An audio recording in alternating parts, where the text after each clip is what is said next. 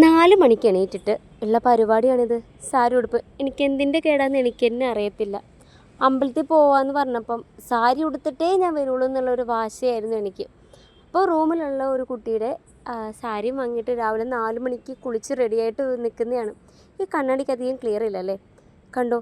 ഇത്രയും നല്ല മനോഹരമായിട്ട് പോയ ഞാൻ കുറച്ച് കഴിഞ്ഞപ്പോഴത്തേക്കും അങ്ങ് അല്ലങ്കോലമായിപ്പോയി. എനിക്ക് എന്നെ തന്നെ ഇഷ്ടപ്പെട്ടു കേട്ടോ. അപ്പോൾ ഇന്ന് പോകുന്നത് തിരുവണ്ണാമല എന്ന് പറഞ്ഞിട്ടുള്ള അമ്പലത്തിലേക്കാണ്. നല്ല ഫേമസ് ആയിട്ടുള്ള അമ്പലം തന്നെയാണത്. ഇവിടുന്ന് ഒരു 3-4 മണിക്കൂർ ട്രാവലിംഗ് ഉണ്ട് ചെന്നൈയിൽ നിന്ന്. അപ്പോൾ ഞാൻ രാവിലെ തന്നെ 5:45-നാണ് പോകുന്നത്. നേരം വെളുത്തൂന്നേ. അപ്പോഴത്തേക്കും ഇവർ 7:30-ക്ക് പറഞ്ഞതാണ്. ഞാൻ നേരത്തെ എത്തി. ഇത് ഇവരൊക്കെ ഒരു 7 മണി ആയപ്പോഴത്തേക്കും മുക്കിയും മൂളിയാണ് വന്നത്. 7:30 ആയപ്പോഴത്തേക്കും എനിക്ക് വിശന്നു. ഞങ്ങളങ്ങ് കഴിച്ചു.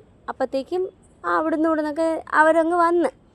പിന്നെ ഇതേ ഒരു 7:30 പറഞ്ഞ് 8 മണിക്ക് എത്തുന്ന സാധനമാണ് എൻ്റെ തൊട്ടടുത്തുള്ളത്. അങ്ങനെ ഞാനാണെങ്കിൽ കുറച്ച് നേരം ഒന്ന് ഉറങ്ങി എണീറ്റപ്പോൾ പ്രകൃതി ഭംഗി അങ്ങ് ആസ്വദിക്കാൻ തുടങ്ങി. നല്ല രസമുണ്ടായിരുന്നു.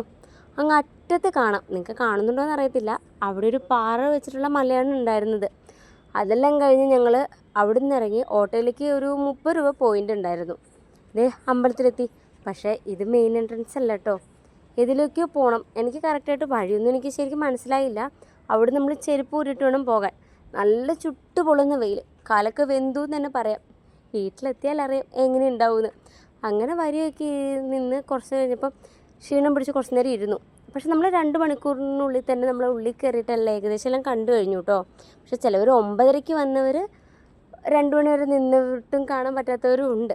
പക്ഷെ നമ്മൾ പെട്ടെന്നെല്ലാം കണ്ടു കഴിഞ്ഞ് ആ ഹാപ്പിനെസ്സിലാണ് ഇറങ്ങി വരുന്നത്. പെട്ടെന്ന് തന്നെ കഴിഞ്ഞു കേട്ടോ. പിന്നെ വലിയ വിശപ്പോ കാര്യങ്ങളൊന്നും ഉണ്ടായിരുന്നില്ല. പിന്നെ അവിടെ നിന്നാണെങ്കിൽ ലഡ്ഡു കിട്ടി പ്രസാദമായിട്ട്. പിന്നെ ഞങ്ങൾക്ക് മോരും വെള്ളമൊക്കെ കിട്ടിയിട്ടുണ്ടായിരുന്നു. അതുകൊണ്ടായിരിക്കണം ഒരുപാട് വെള്ളവും കുടിച്ചു.